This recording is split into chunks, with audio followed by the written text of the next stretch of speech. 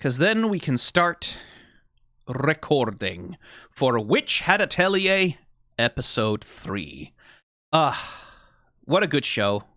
What a good show. It just makes me happy. But if you haven't been along to one of these reactions before, which again, I don't know why you're starting on Episode 3, but I don't know your life. You can do whatever the hell you want, I guess.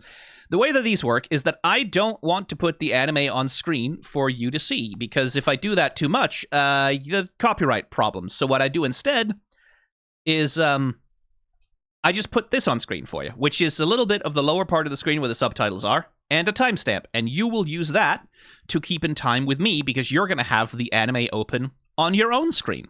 And I'm going to give you countdowns, and I'm going to give you, like, adequate time, and we'll pause and we'll play at the same time, and that's how we're going to stay in sync. Every once in a while, I'll get a bee up my ass about something, and I'll have to yap about it for anything from 2 to 45 minutes. And at that point, I'll say 3, 2, 1, pause. Right? And then you'll pause, and I'll pause, and we'll go along together. And then once I'm done yapping, which again could be anything from 2 to 45 minutes, I'll say 3, 2, 1, go. And then we'll both go at the same time, and that's how we're going to stay in sync. If this sounds very inconvenient to you, yeah, that's because of it is. If you want a more convenient way to watch it, join the Discord, which I will post links to in the community posts occasionally, where you can come watch these things happen live. Or else, you can become a member of the channel if you want. That's $1 a month. You get access to both the Discord and also more convenient ways to watch these reactions in general, even when I'm not streaming them. That's available, but you don't have to. It's fine if you don't, honestly. Instead, you can just pull the anime up on your own screen and get ready. And count down with me now. 3, 2, 1, go.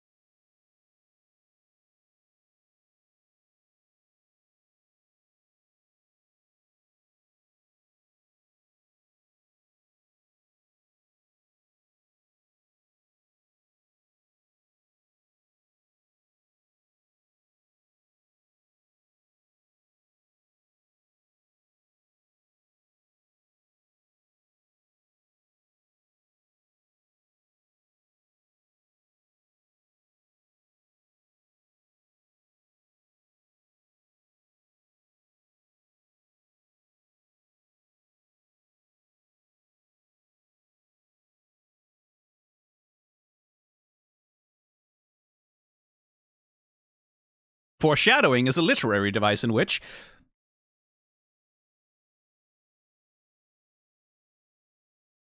Oh, we open on the little picture book scene. That's nice.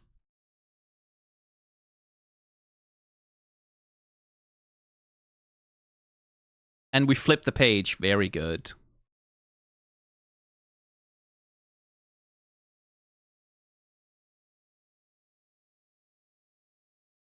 That is a solid beat, though. Also appreciate that it's actually an opening song that's in, like, my register. I could sing that if I could sing Japanese.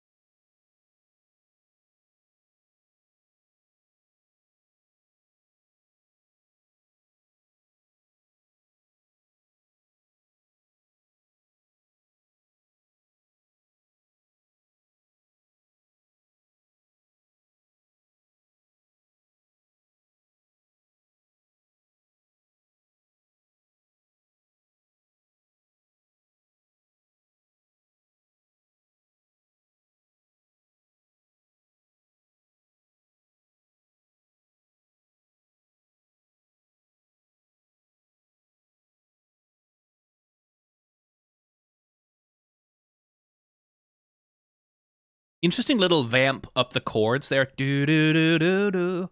Almost unresolved.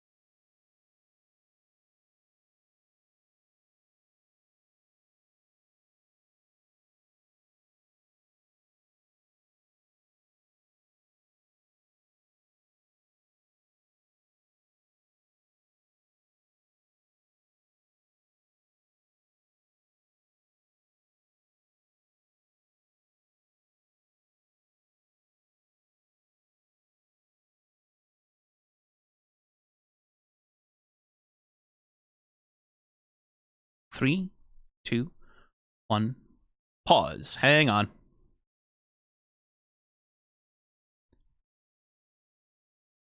Oh, you had a version of it without the motion blur, did you? Bug Studios, you had one without the motion blur and you didn't show it to me in the last episode? I didn't get to see it? Oh, okay. Sure. Fine. I see how it is.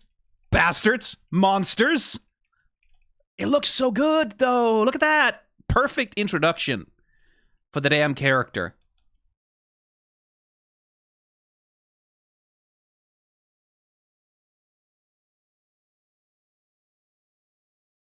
Gorgeous translation of the illustration. You just had that. You made that. You didn't use it without the motion blur. Okay, sure, fine. Fuck me specifically, I guess. 3, 2, 1, go.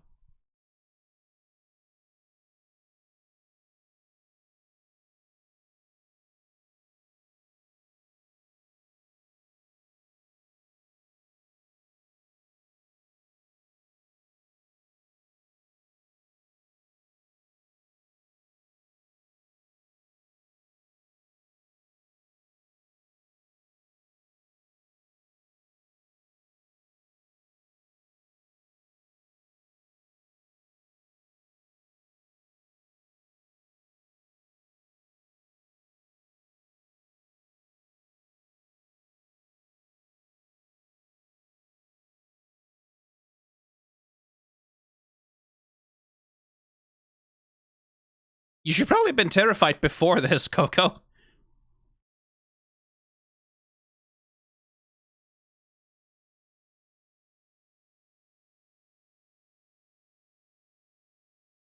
Ooh, that's a cute way to render that.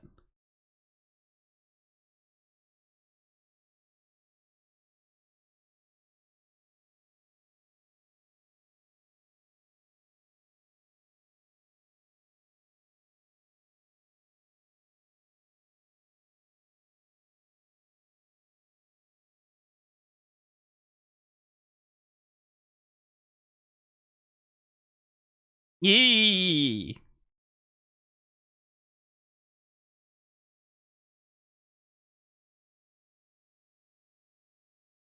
Try not to shatter the orb, Coco.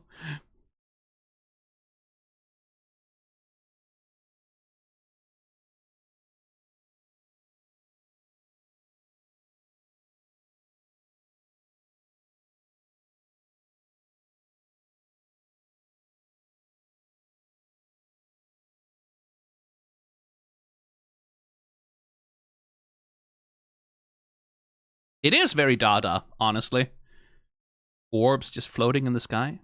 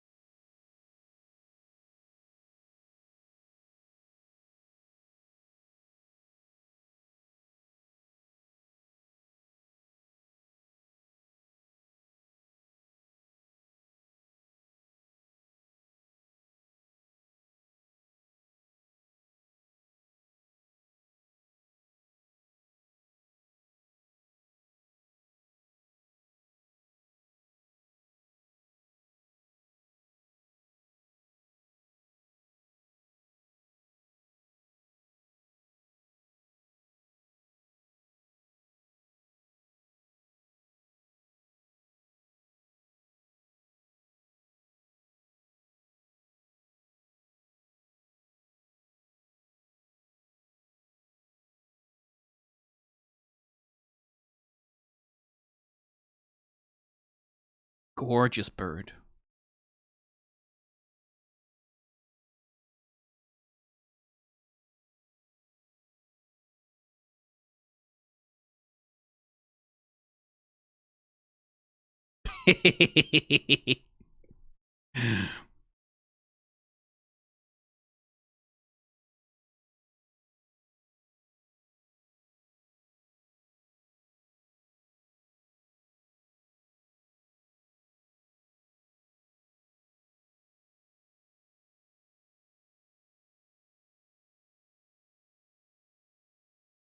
God, it's so cool. As world building, a medieval castle town under the ocean.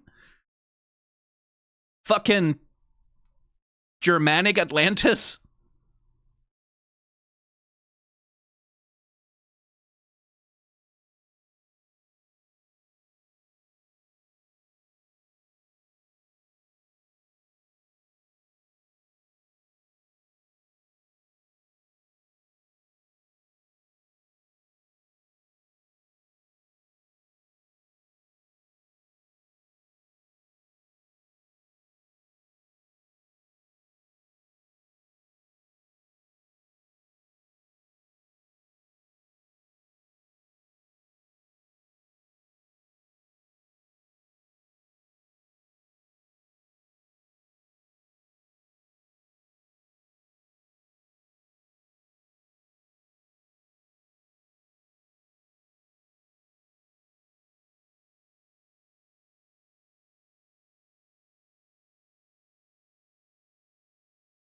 Coyote time. Love to see it. 3, 2, 1, pause.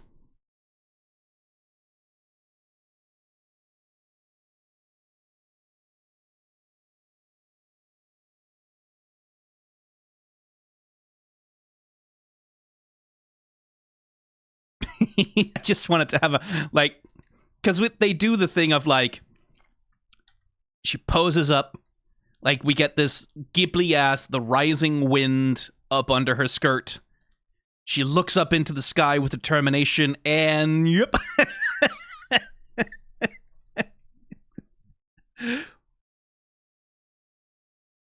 Just whoop.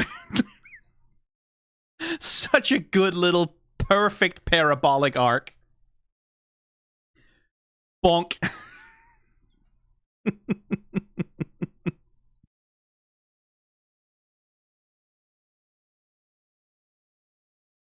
Very effective use of, you know, slideshow PNG, right? Which is, you have a fairly static image and you just kind of move it across the screen.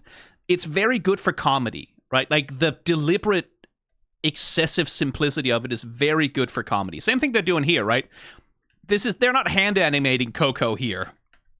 They're not even, in fact, like, her clothes aren't even really billowing or anything as she's flying through. They're just kind of moving a flat PNG across the screen, but it works because it's comedy, right?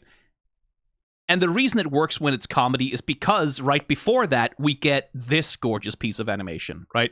With all the wind billowing up under, right?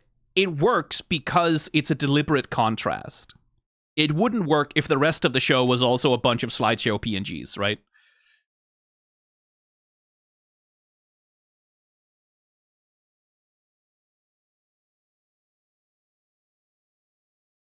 Man, someone was going damn hard on that water.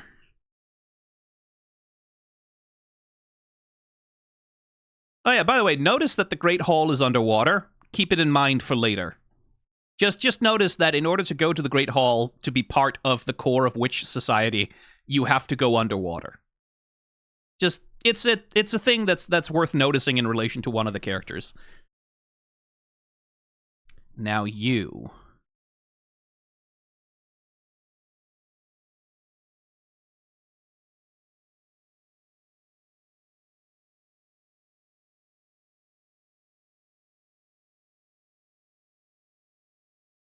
I think it's 3D. I'm pretty sure the whale there is 3D, but you basically can't tell from that far away. Yeah, I think it's 3D. The motion is maybe a little bit smoother than you would expect, But that one is hand animated by the looks of it. It's such a cool bit because it's like it's one thing to have a city like an underwater city or whatever. It's another thing to have like fucking medieval ass brick and mortar with tiled roofs. It's like the reason why you have tiled roofs like that, and the reason they're shaped like that, is so that when the rain falls on the roof and the snow falls on the roof, it'll slide off. You don't need it underwater, but the incongruousness is what makes it cool. There's such a specific vibe to that.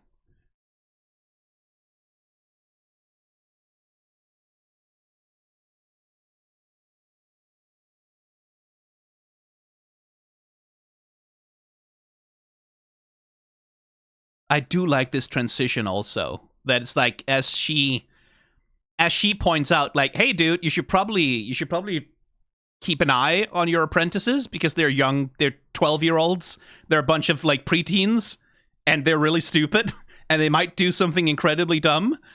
And then we get this little fucking almost like a Star Wars style wipe.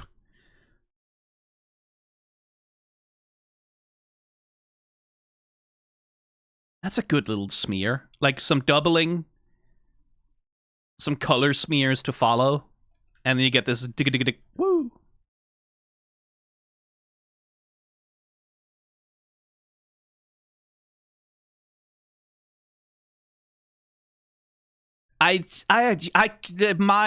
My acrophobic ass could never be a witch.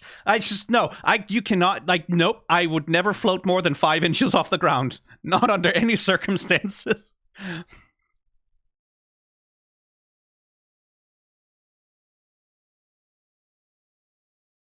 What does it look like when Coco looks up, by the way? Meme answered before anyone could ask.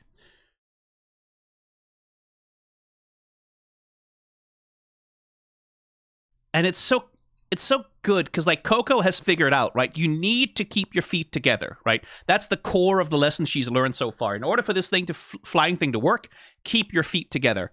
And then as she lands, she keeps her feet together and forgets to take them apart, so she just ends up sliding right out over the edge.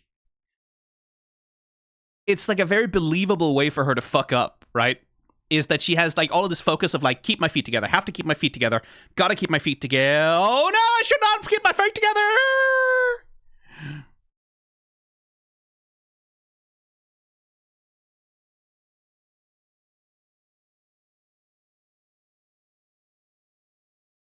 They're really doing the most with the camera in the background to make this work.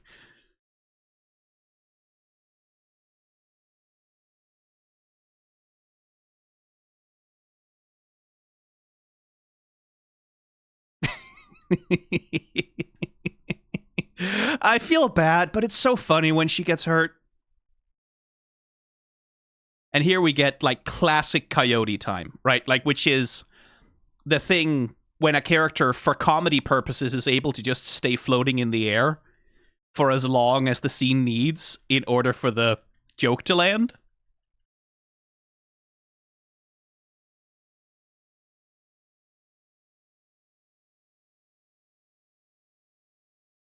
Some more smearing and doubling. Here's another one of those magic tricks, right? You see this in motion and you go, okay, she's flailing wildly, right? Like, she's flailing wildly. But the reality is, no, she's not. It's just a series of key poses with a few smears, a few doublings, and a few motion lines.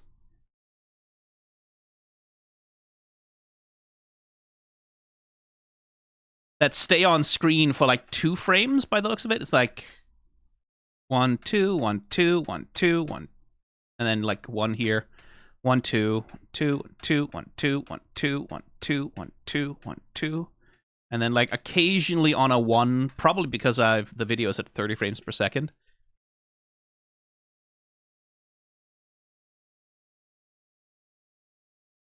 Right, where the other way, as we've talked about, like the other way, if you want to make someone animate someone moving really fast, you can animate it on 1s, right? Like you can animate it on every single frame, to really give it that sense of like fast, smooth, like very deliberate motion. But this is an animation trick for animating at a lower frame rate and still making it look good.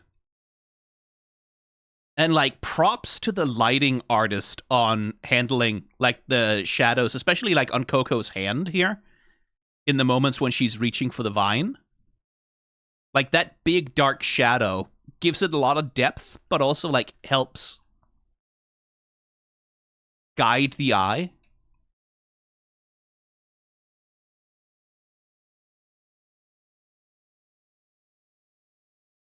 Oh god, there's a part of me that's jealous of kids who are gonna get to grow up on shit like Witch Hat Atelier and Freerun and Delicious in Dungeon. Kids are gonna grow up on those shows. Lucky bastards. God, I hope it makes them love animation. 3, 2, 1, go. It's the boy! It's the friend! Oh my god, I love you.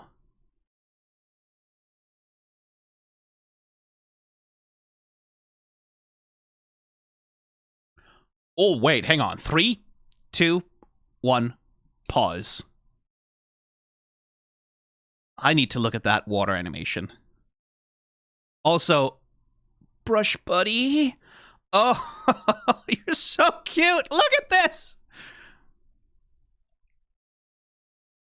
Look at that. Oh, that's so perfect. That slow slide down and then flap with the tail. Oh, that's perfect. That's so perfect. That's so smooth.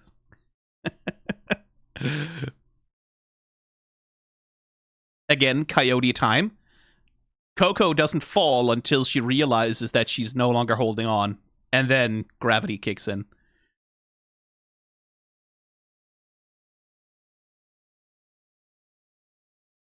Differential timings with Coco and the Brush Buddy.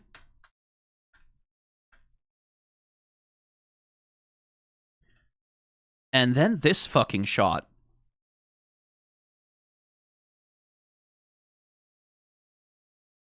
Oh, fucking look at that.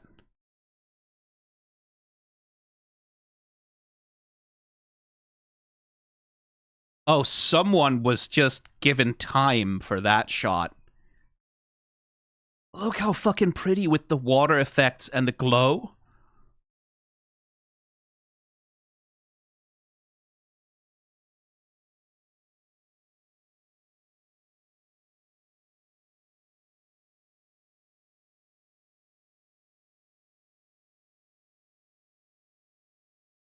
And the animation on the Brush Buddy is so good. What an adorable, perfect way to do that creature.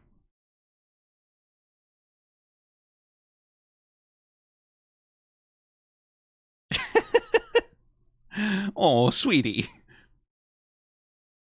3, 2, 1, go.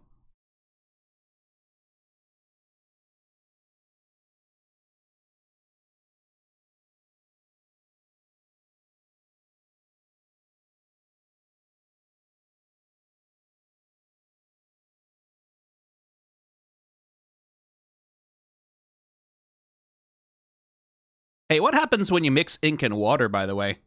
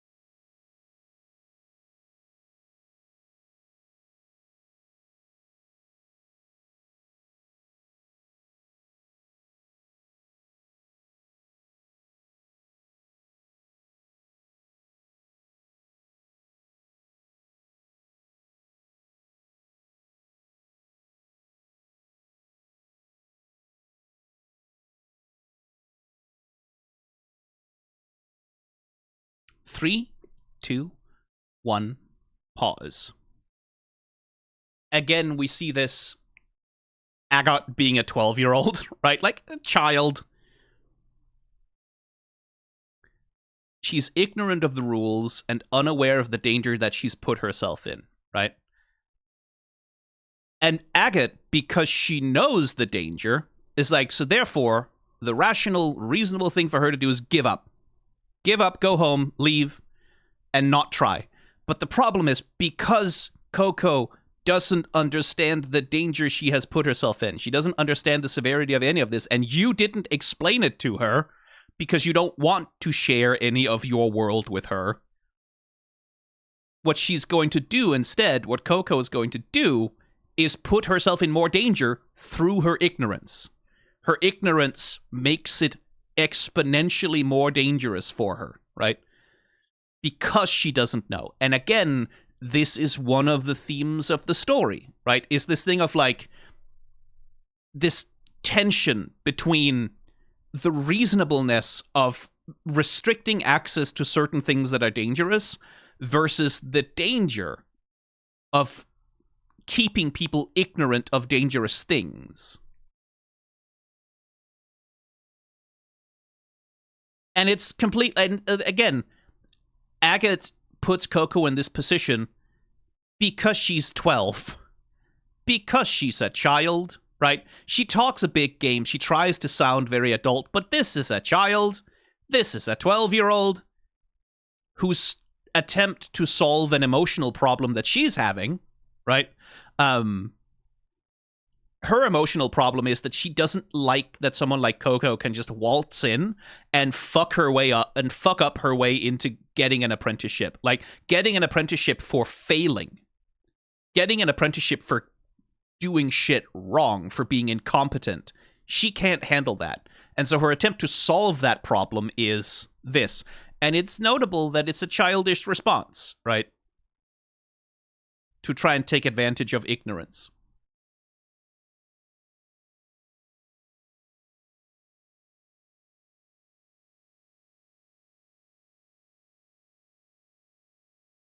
I do love the secondary motion on the food on the platter.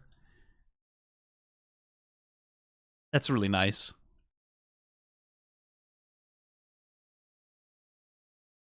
Anyway, 3, 2, 1, go.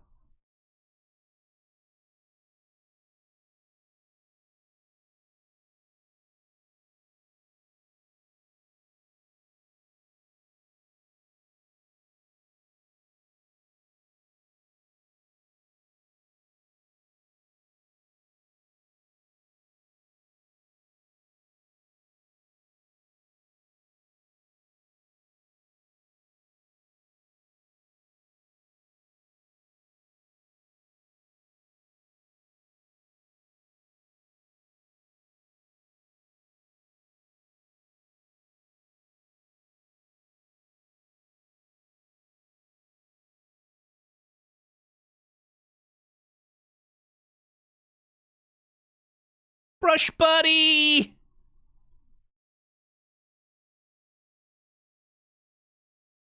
Oh my god, it's so good. It was always adorable, but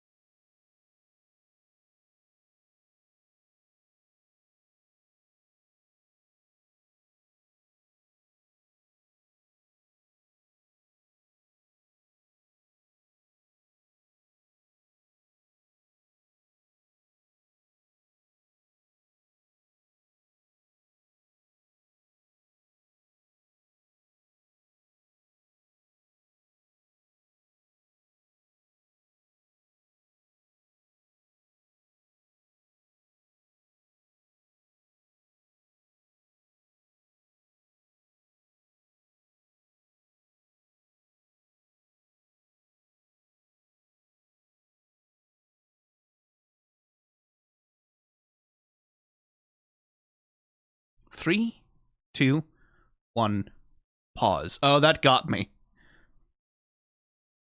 Oh, that got me. Oh god, that got me. That got me.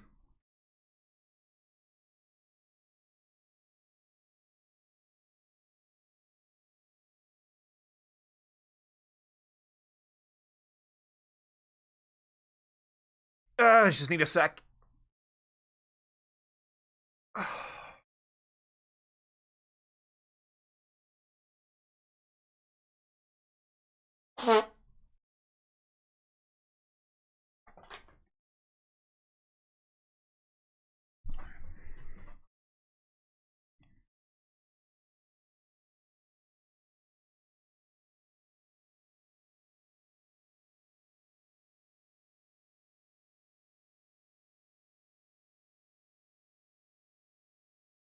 Look at that perfect little baby.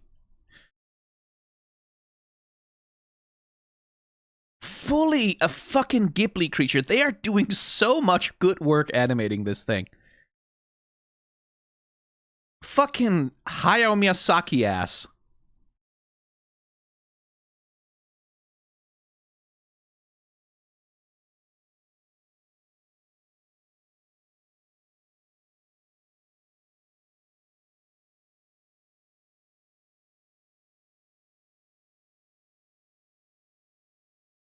Anyone can draw spells. Maybe I need to accept that only someone special can become a witch. Again, it's about creativity, right? It's about art. It's about this idea of, well, if it didn't start when I was a child, then it's too late, right? If I wasn't born with it, if I haven't spent my childhood learning, if I haven't, then it's too late. Then how am I ever gonna figure it out? Like, I can't, because it's too late for me. But it's not too late. There is still time. Is the thing, right? It's not too late to be an artist. Doesn't matter when you start. You can still start, right? There is no special person. There is no special person who gets to be an artist. Art belongs to whoever takes it. Right? And yeah, not everyone's gonna be fucking Picasso or Rembrandt or Leonardo da Vinci or fucking whatever. Like, not everyone's gonna be Caravaggio. Not everyone's gonna be whatever, right? Obviously not. Of course not, because those people are already that. And you're probably not gonna be a revered master whose masterpieces will hang in museums for thousands of years. But that's not the point of doing it. The point of doing it is because doing it is joyous. There's joy in that expression. There's joy in creativity. There's joy in figuring it out. And again, it's that thing, the age of the internet is like, well, if you're not posting it on social media, and if you're not getting likes, and if you're not getting retweets, and if it's not getting, like, if you can't perform it as part of the process of being on social media, then what's it for, right? What is even the point? If it's not good enough to put online, or if it's not good enough to whatever, then what's the point, right? Like, and if you are in your 20s or whatever, and you're just starting out and your art is kind of bad, well, I mean, you should be embarrassed by that, right? Because, like, oh my god, you draw like a 12-year-old. But, like, yeah, anyone would draw like a 5-year-old if they haven't drawn since they were 5. This is one of the things, is like, your skill level as an artist has a tendency to correlate with when did you stop drawing when you were a child. Whatever point when you were a child that you stopped drawing regularly, that's about how good you're going to be when you take it up again. Because that's when you stopped. Right? But that doesn't mean that you can't take it up and still learn. In fact, if you start drawing later in life, you tend to learn a lot faster because you're smarter. Because you're more able to study, right? Because you're much better at, like, seeking out education and things like that. And, like, it doesn't have to be drawing, right? It could be sculpting. Fucking pick up some fucking clay and make a little guy.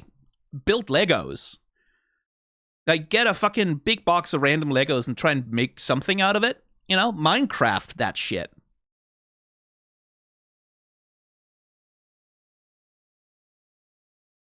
So that's partly what this scene is about, right?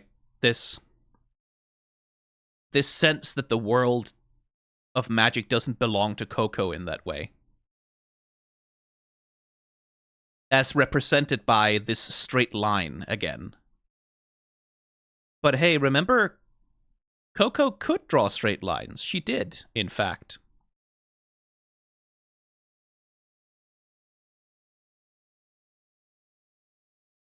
She does have a lot of ability. And it's her mom who gave that to her.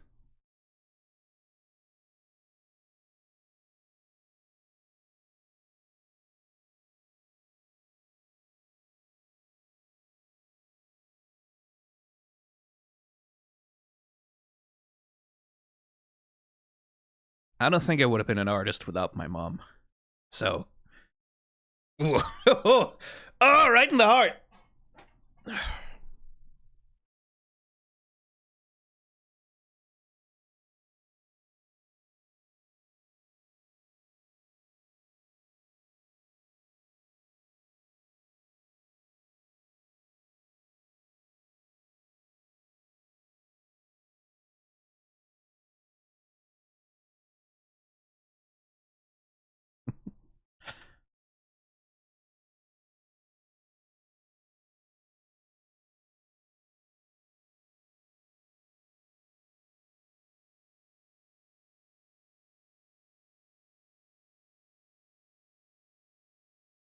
What a beautiful fucking way to render that scene, too, right?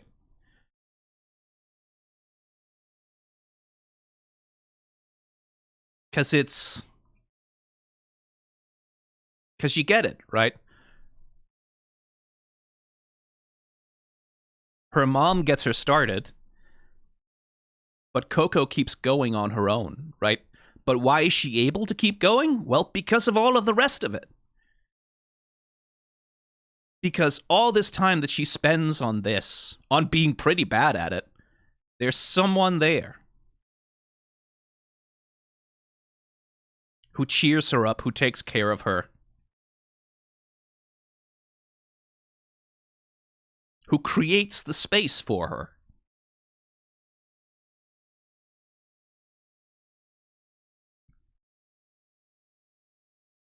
Coco's able to do what she did.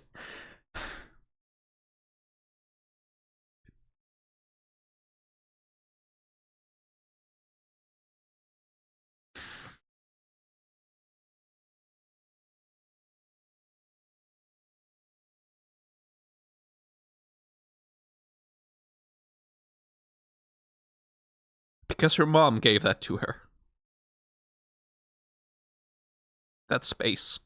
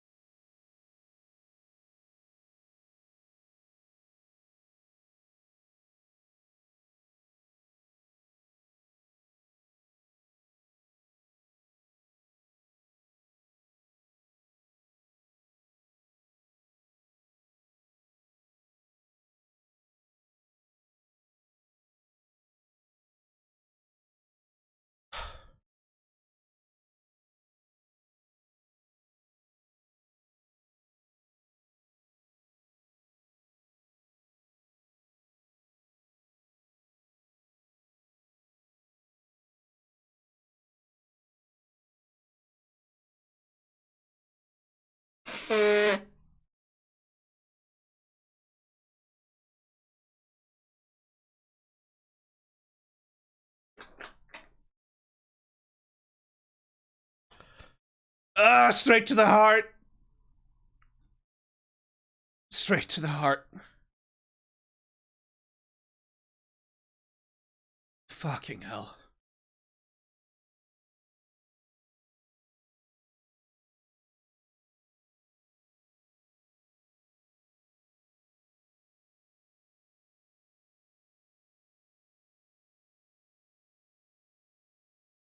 Yeah, I'm gonna need a sec.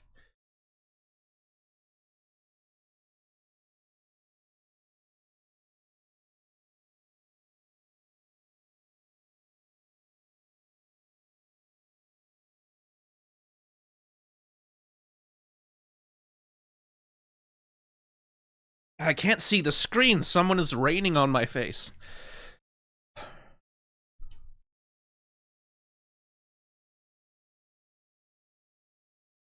Like I said, I would not be an artist if not for my mom.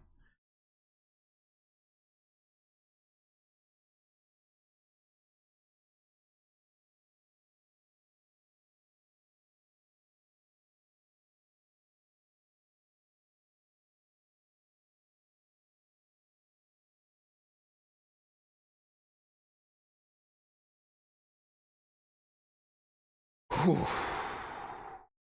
Okay, breathe.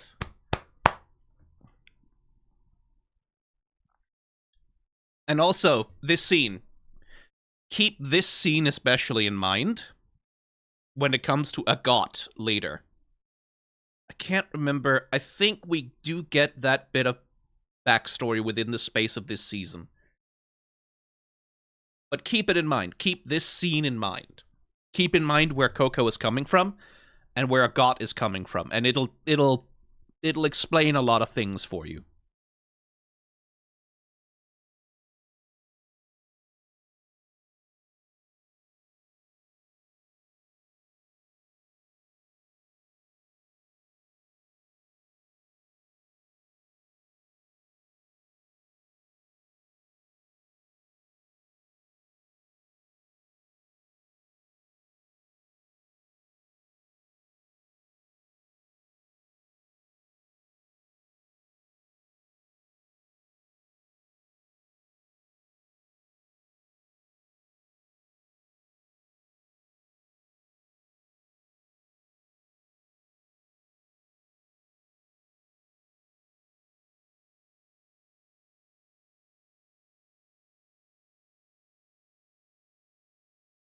Okay, moving on. 3, 2, 1, go.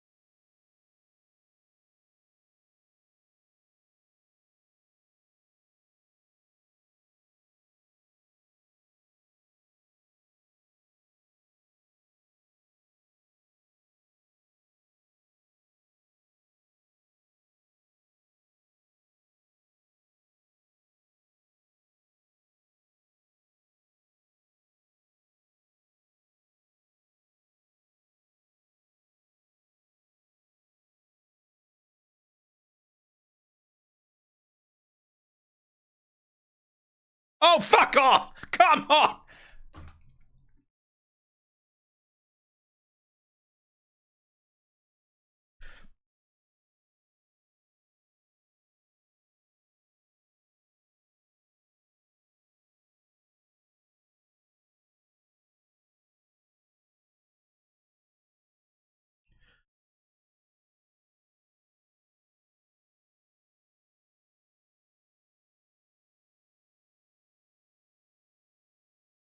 You can't do that to me!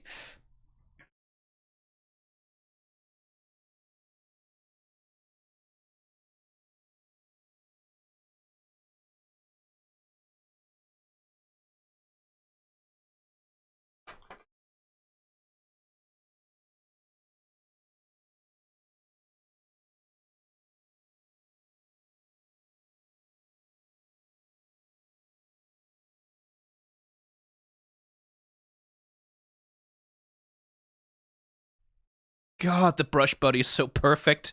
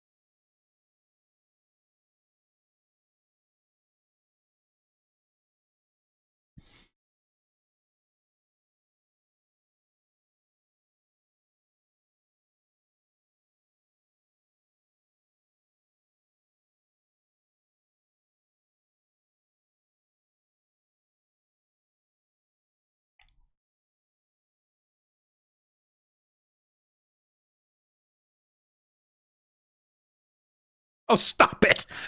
Ah, stop it, you monsters!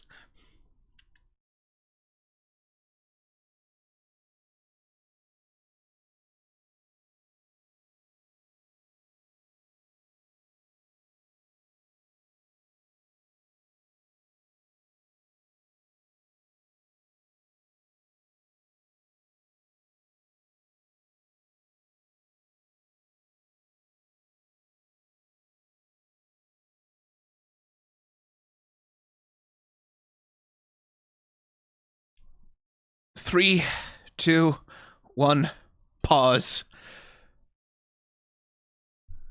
Ah! Oh, they added so much. Oh, they fucking just... Oh, Jesus. Oh, they're putting a lot of new stuff in there.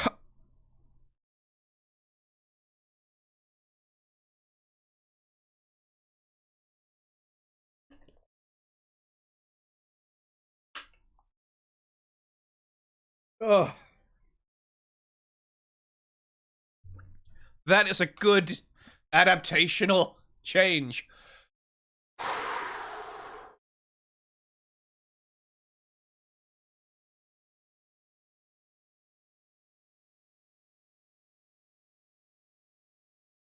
Because, like, the thematic of that scene is still there in the manga, right?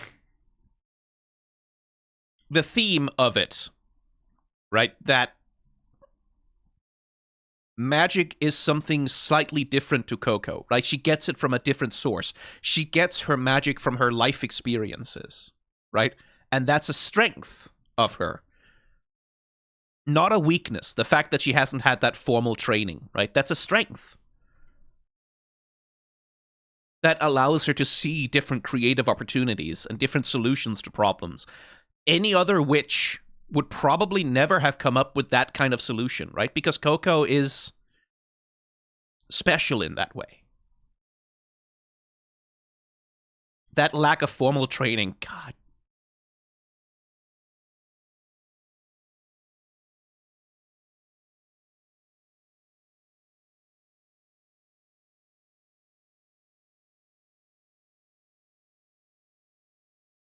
Oh, fuck you! Oh, that's mean!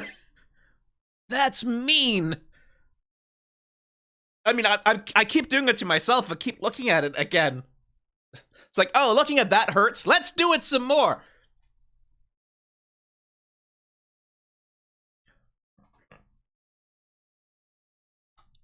I don't know, fucking some kind of masochism.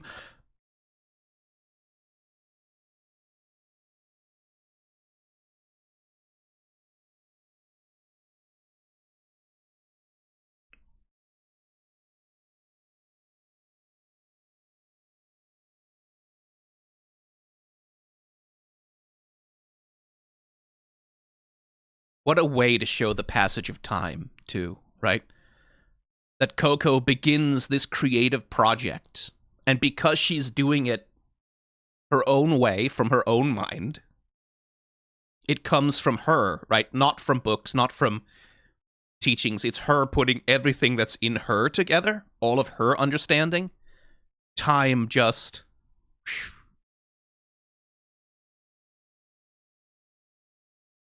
Because that's what it's like when you're in a drawing and you're really... and you're... it's got you, and you have this thing inside of you, and it's coming out, and it's doing... it's coming out the way you want it, right? Not perfect. Nothing's ever perfect, but, like, it... you can see the thing, and you can see that it's coming together, and it's assembling itself in front of you bit by bit as you go. Time just... like, all of a sudden it's 4 a.m., right? And you haven't slept, but it was fucking worth it. Because you got a cool... You drew a picture or a shitpost or whatever that's gonna get 2 likes on Twitter, and no one's ever gonna give a shit about it, but it still...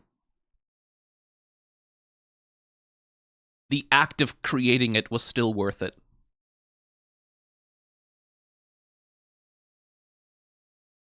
What a fucking way to show that. and very, very, very, like, really hammering it home. The connection, right? That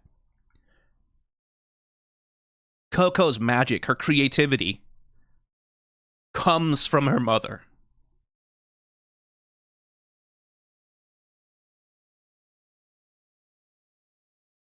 She was able to become herself because her mom helped her. Ah, god damn it!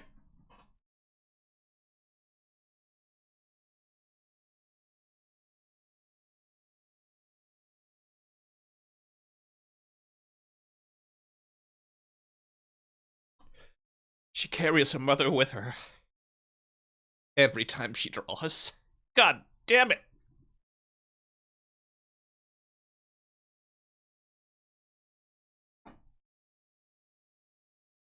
I hate themes!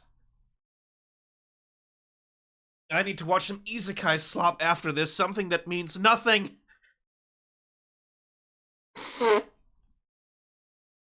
Reincarnated in another world with big titty elf girls who want to fuck me or whatever. There must be like a few of those this season.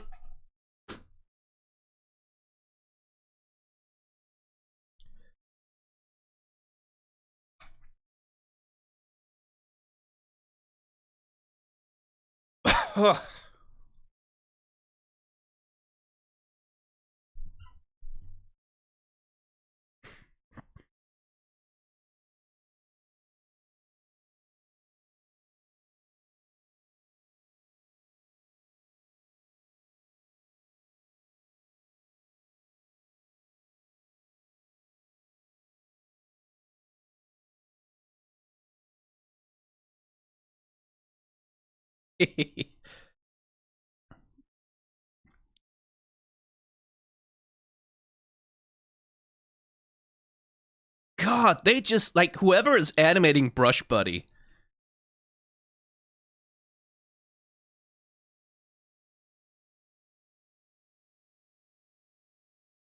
Number one, goddamn, they're good. And number two, they love that fucking creature so much. What a perfect little animal companion.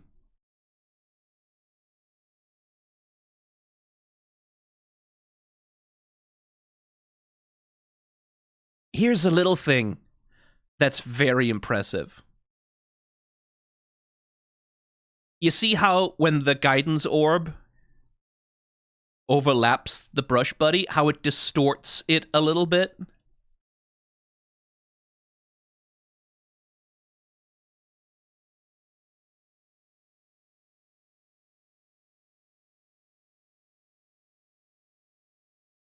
What a scene.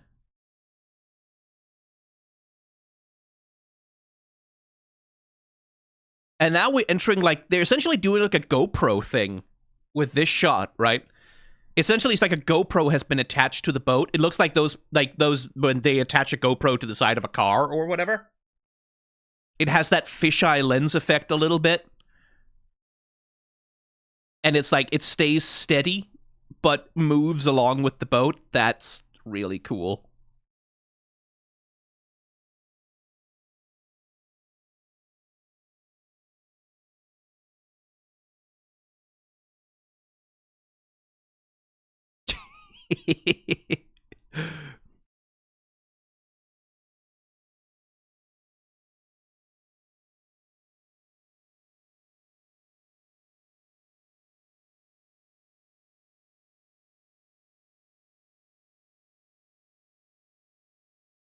What a gorgeous bit of animation as the wood is shattering here.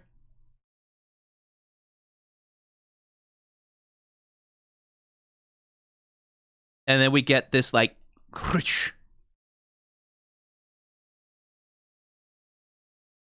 again, GoPro perspective, right? Like, we've attached a GoPro to the sail, and then we just watch poor Coco being flailed around. What a fucking tour de force, this.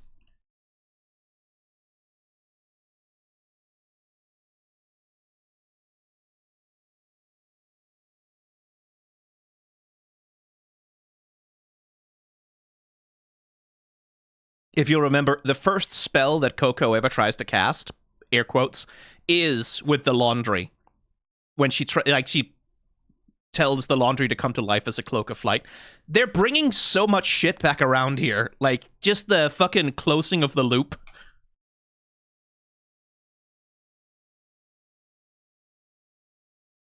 And then they do it again, like, as if it wasn't enough.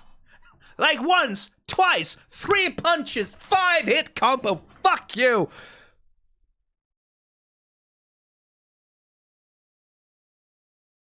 Because you are not allowed to leave this scene without understanding what it means. Oh my god. And again, what a gorgeously rendered, like, what a gorgeous way to render her wiping the tears away. And then this fucking shot. Can you fucking believe it?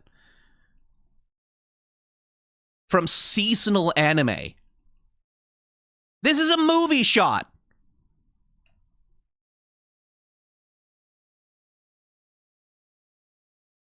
And again, GoPro, right? Like, attach the camera to the thing, more or less, and then... And it's an interesting aesthetic perspective to take, right? It's a shot that, like, an 80s anime wouldn't have chosen this shot, right? They wouldn't have done a shot like this for a scene like this, because the aesthetic of the GoPro didn't exist back then. Like, we didn't have this concept of this extreme close wide angle lens action cam thing. So that visual grammar wouldn't even have been available, right? Like, for filmmakers at that time to use as an aesthetic touch point. So, like, Witch Hat Atelier, there's a lot about it that's quite retro. Like, there's a lot about it that has, like, elements and aspects of 80s and 90s anime. You can certainly see that in the art style of the manga as well, that there's a lot of stuff that calls back to, like, classic and to some small extent retro styles of anime art, right? In no small part also because it's deliberately harkening back to fucking, like, copper engravings, right? Like, it has a very sort of old school art style in many ways, but there is a modernity to the way the anime is handling things that I find really fascinating.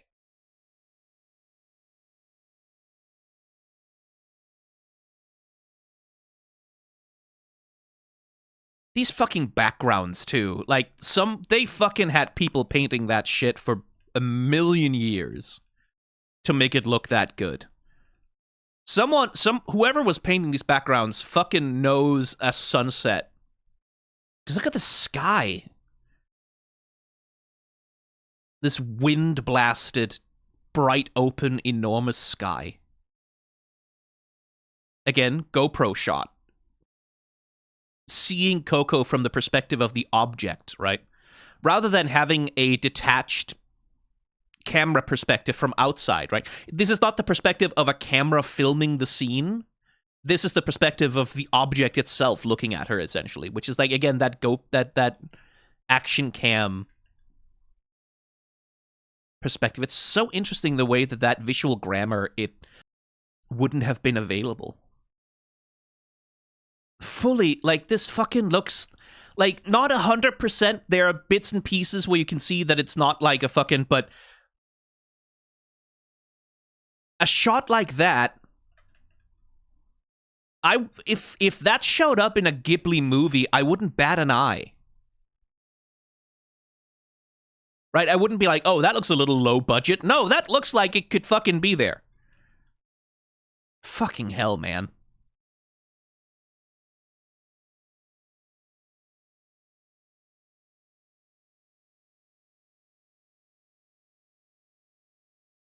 Coco's facial expressions here are also just so fucking good.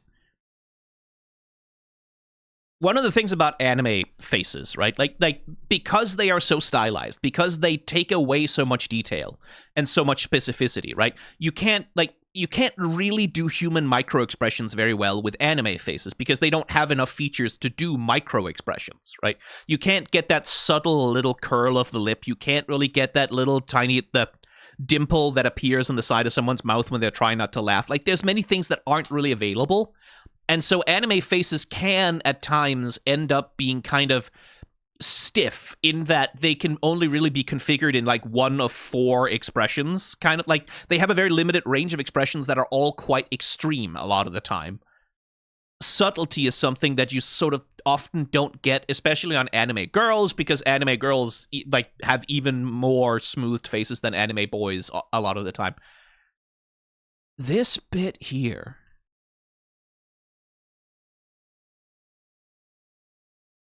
they are getting so much mileage out of just the squeeze of the eyes. Right? This little gesture here where she's like, she gets determined and goes, okay, let's lock in. This thing flies over the front of her face, and you get this little that little lightning when she perches her head up just a little bit to get a better look, and a little bit of that determination sort of falls away, and then it comes back. You can see it in the way that the eyebrows come back down, and that she's like you can see an emotional process happening inside the character. Again, fucking GoPro shot, and that's not a criticism. And they just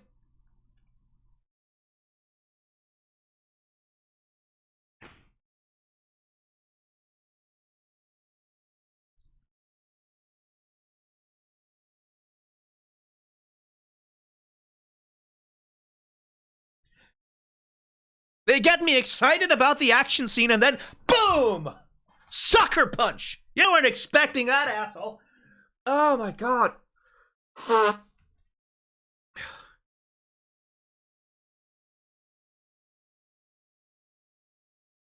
Out of nowhere with the steel chair.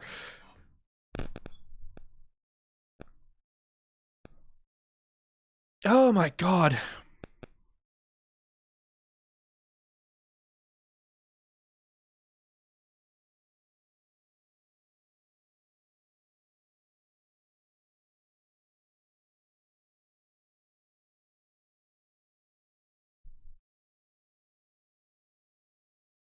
It's such a soft scene, too. Everything here is soft. All of it. There is not a straight, hard line in sight. It's all...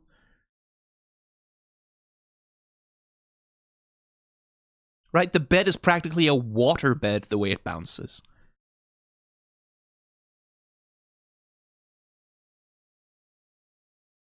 It's so soft. And it's so safe.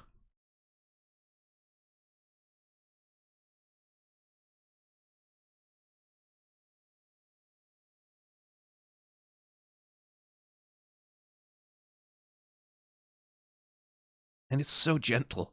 God damn it!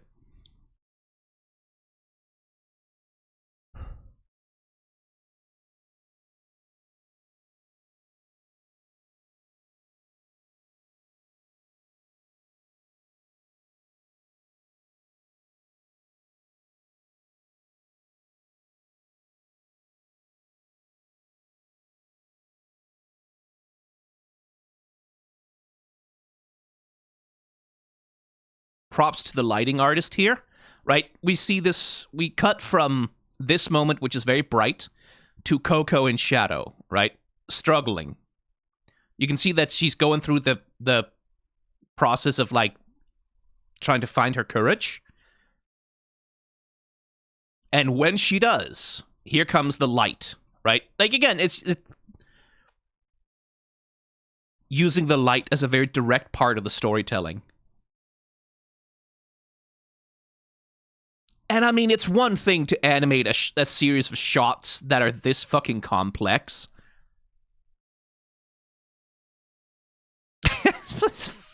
Showing off, just fucking...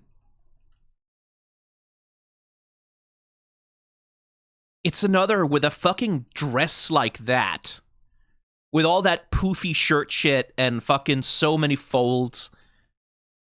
And, like, the way she hits her arm on this rock, like, goddamn, ow. And then transition. Fuck off.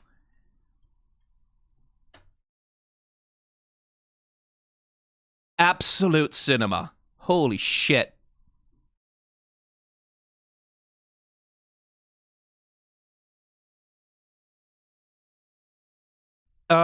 Witch Hat, you've got to promise me you won't do this to me again, though. Like, okay, please no more. I surrender, I give. I get it. You don't have to hit me with it anymore. Anyway, 3, 2, 1, go.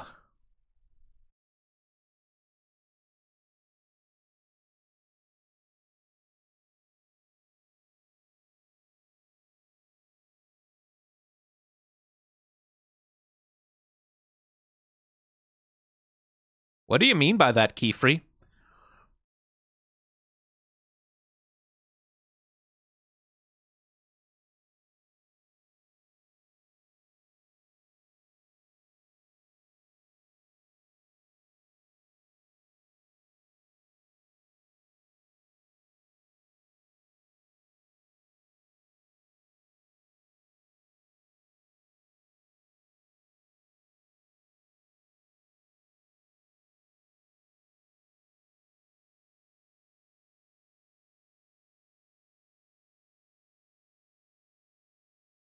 Child.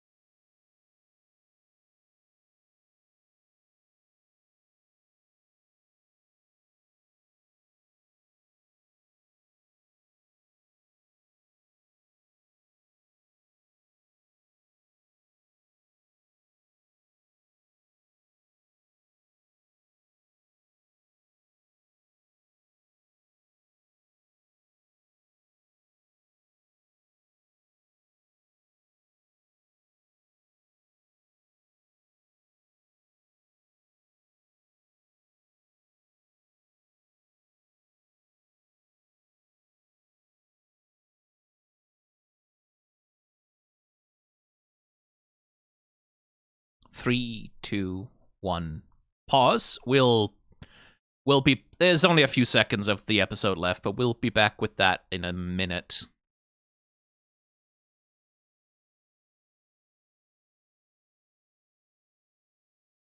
Huh. I'm sure that doesn't mean anything. Don't worry about it. Don't worry about it. Don't worry about it.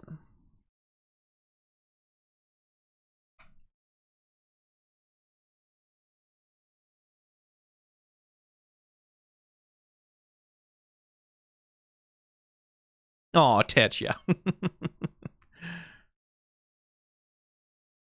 And Agot, again, there's a reason why this frustrates her, right?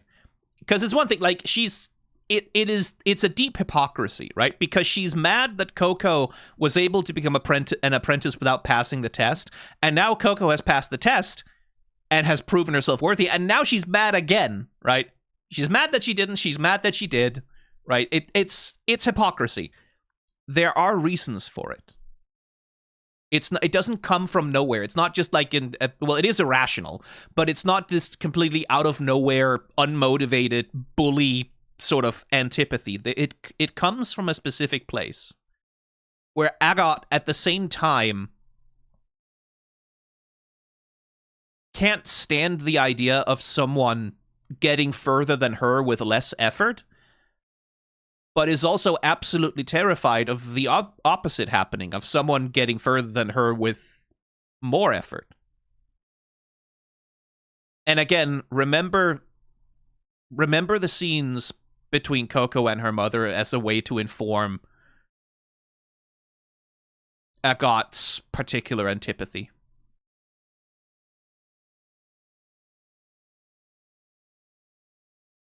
As Keyfree has to be a dad for a second here. And we get this, like, he becomes an intimidating figure in this shot, right? Because he goes from, we can see him, right? And he's sort of distant, and there's, like, it's like, as he walks forward and his head disappears out of frame, he becomes this fucking... That scene with Gandalf in Fellowship of the Ring was like Bilbo Baggins, do not take me as a conjurer of cheap... That scene. All of a sudden, he becomes kind of scary, right? Like, the way that he dominates the scene and crowds it out. Because he has to... For him to tell Coco off right now is not at all an unreasonable thing. Coco shouldn't have gone and done that. She didn't know that, right? Like, we understand why Coco makes the decision to listen to Agot and go, because she's, like, you know, obviously Agot was kind of lying to her. Also, at the same time, that's the sort of thing that when you're a parent, you have to teach your kids that you have to hold on to the things that you know, right? You cannot let people bully you into putting yourself in danger. That is a wrong thing to do. Like, no matter how much someone tries to poke at your ego or pride or your insecurity, you can't let someone bully you into putting yourself in danger. That is a very important lesson to learn. Because people will do that. Like, that's a very regular thing that people will use bullying to do, is to convince you to put yourself in a position to get hurt. So it's a reasonable thing for Keyfree to say. It's a reasonable little scolding to give her, I think. Because that's a lesson she has to learn. Especially when it comes to being a witch who has control over magic. You cannot let people bully you into fucking around with magic in a bad way. That is too dangerous. But it's also worth noting that Coco never passes the blame. She never goes, Agot pushed me, Agot told me, Agot lied to me. She never says that. She never pushes the blame at all. Because Coco internalizes it, right? Like, because she internalizes it, Coco takes this on herself as a failure of herself, right? Again, something that will inform her relationship with Agot.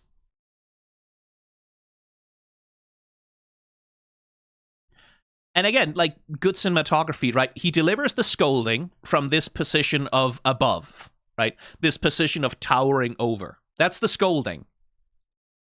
And then the comfort, to comfort her, he gets down below, right? He sits down below her level. Right? You don't need to endanger yourself. You don't need to prove anything. You are accepted and you belong here, right? That's the comforting. And I like that. Like, that's a good way to render that. Keyfree is ultimately trying very hard to be a good parent to these kids. Which is in tension with the other things. Or actually no other things. Don't worry about it. There's nothing else to Keyfree. He's just a good dad and there's absolutely nothing else to his character. Don't worry about it. Don't worry about it. Not even for a second. He's just a good dad, and that's all it is. So I did see on social media that, like, some people were talking about this specific scene of Coco putting the cloak on, the witch outfit, and I can see why, because holy fucking shit. I believe they like consulted. Was it a cosplayer? Like they had a cosplayer come in and demonstrate putting on like a similar outfit, and they used that as reference. Something along those lines. They just made the outfit. Yeah, probably that might be it. In order to understand how it works. And I cannot begin to stress to you enough. Like complicated clothing, right? Like there's a reason why most anime, like a lot of anime characters, when they wear clothes, like you don't get to see a long, complicated scene of an anime character putting on their big fucking complicated stupid costume, right? You don't get to see a scene of them doing all of that, because doing that means you have to have a full physical understanding of, hang on, how is this attached? How does this thing connect to that thing? How does this piece of fabric hold the weight for that bit of fabric? How does that button hold on to this thing? Like, you have to have such a deep understanding of how things fit together and what supports the weight from which thing, and how does that weight pull on it, and how does that, like, it's it's a lot of very specialized knowledge, and it's really difficult to figure out, and it's really difficult to animate. It's a really complicated technical thing that requires you to have such a deep understanding of layers and weight distribution. So, like, most anime are not gonna spend a bunch of time showing you that, even though, like, it's a relevant question about most anime costumes is, how the fuck do they put that on?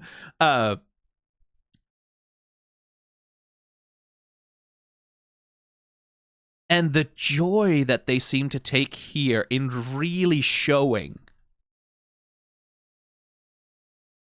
the mechanics. And the little thing of, like, she pulls this over her head and then, yeah, just brushing, making sure the hair isn't caught. There's a naturalism to that. It's like, just like showing, like, this thing goes over that thing, and then you button this thing in order to hold it, and then you layer this flap over top, and then you button that down, and then those things hold on to the weight from the cloak.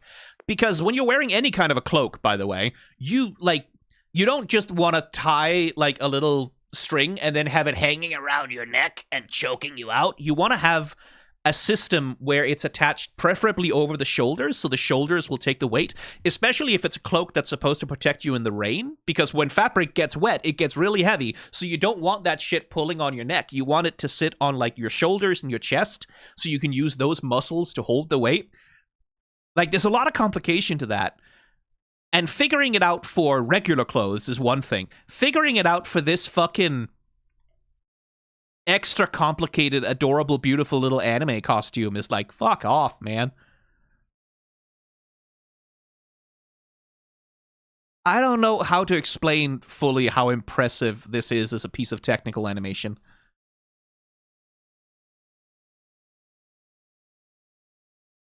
I would love to see the reference footage they must have shot for this.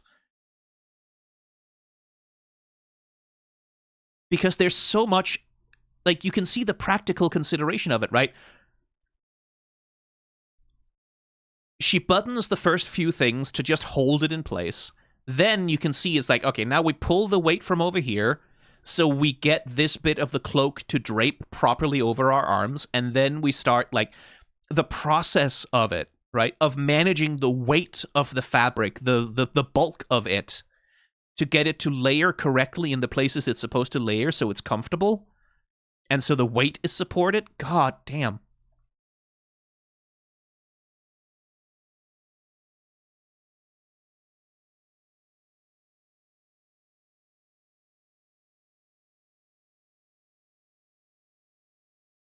And the little gesture of, like, she touches her new outfit, right?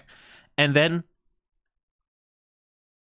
you can see how the happiness is building up inside of her, right?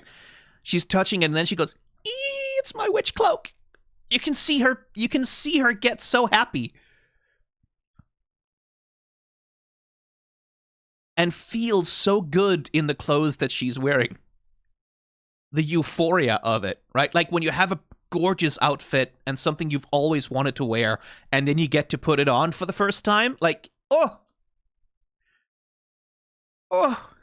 like that little rush of joy.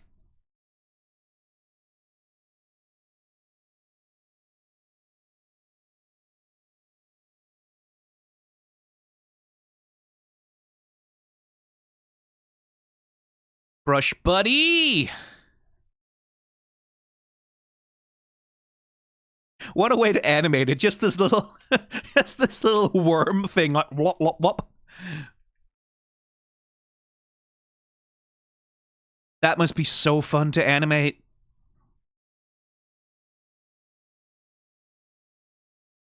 Little thing too that they're paying attention to as Tetia comes over. You can see Brush Buddy is reacting independently of Coco. It's nice.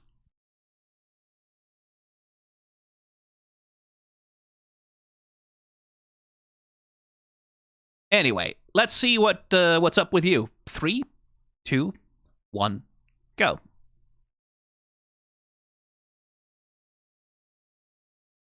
Oh, okay. That was literally nothing.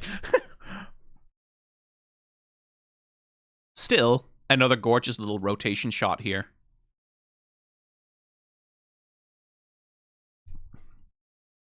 And what a good character design this fucking witch has.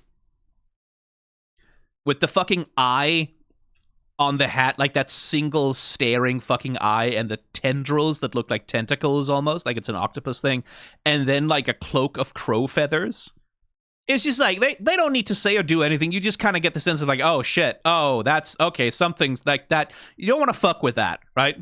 Not necessarily like, it could theoretically not be evil, sure, but also it's like, yeah, okay, It's the sort of thing like probably best if I don't piss whoever that is off right now.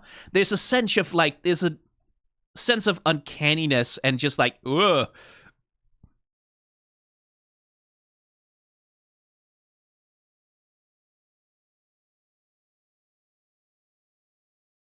Ugh.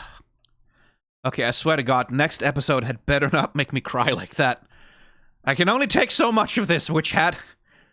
Good Lord.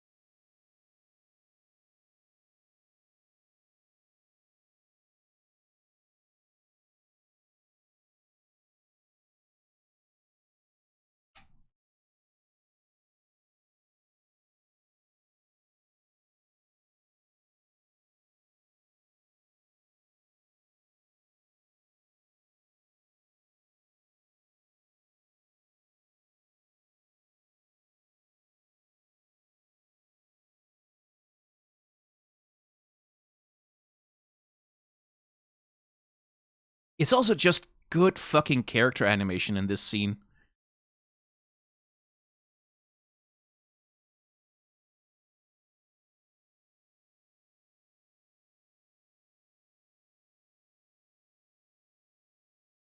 Like, the motion here, right? The motion that Coco's mom is showing her is that, like, she's not holding Coco's hand, she's holding her forearm and guiding her and showing her, like, this is the motion you have to practice, right? And there is that awkwardness to it, right? Like, there is that childish sort of unsteadiness to it, where she's showing her, like, the basics of the big motion, and then, like, the rest of it could come later. And then Coco keeps going on her own. Oh, small animation error here. They accidentally doubled Coco's hands.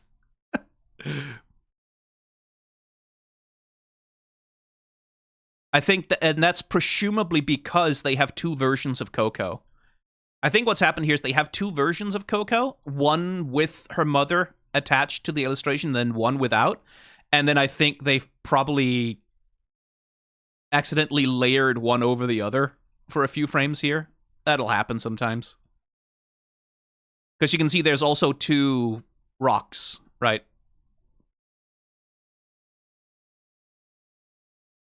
So they just render two versions of the animation on screen at the same time.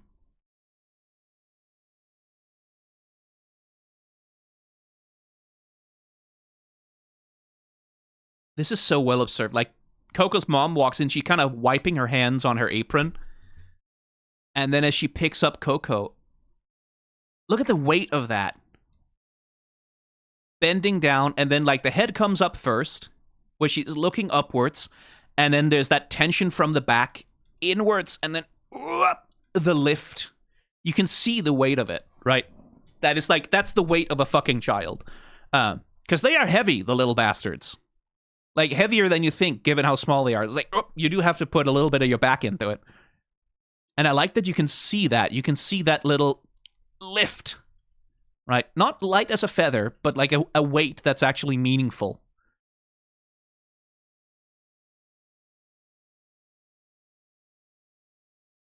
Coco coming home from the festival. And her mom trying to comfort her, right? Like, hey, listen, I know, like, it's sad. Not everyone can be a witch, but... And it's also just the way her mom is paying so much attention, right? She never ignores Coco.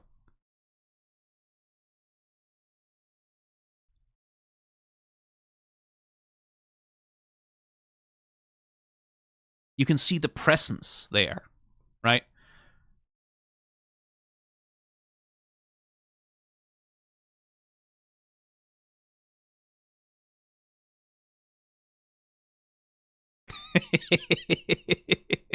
She's sewing and then... Oink!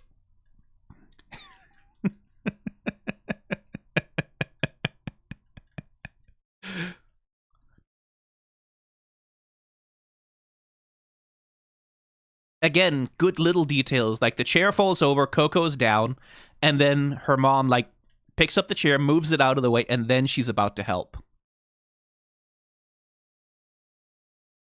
Object work. There's such a good attention being paid to the physical qualities of it all.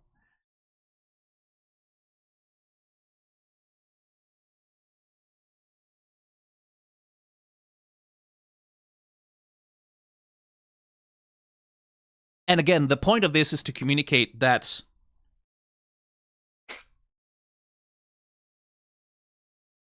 Coco's mom is present in her life all the time, right? That even though Coco is maybe kind of an annoying kid and maybe a little bit too obsessed with magic, and you get the sense that Coco's mom worries that she can't give her daughter the life that she wants, right? Like, in the first episode, like, when she has that thing of, like, I was worried you were going to say you wanted to go with that witch, right? Like, you do get that sense from Coco's mom that she's a bit like, I know my child wants more than this and I can't give it to her. Right? At the same time, she's trying to be a parent to her and, like, say, hey, you have to do your chores, you have to do your things. But it's the fact that she's so present.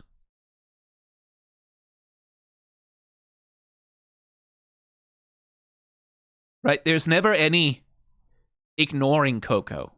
There's never any going, well, my job is more important than you right now. There's never any of that. As we're presented it, it's her mom is always there. And whatever capacity Coco has for learning magic, right? Whatever capacities Coco has as a person, this is why.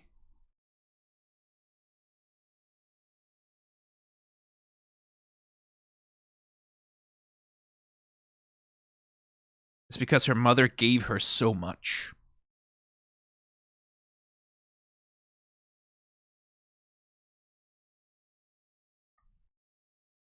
And again, remember this when it comes to Agot.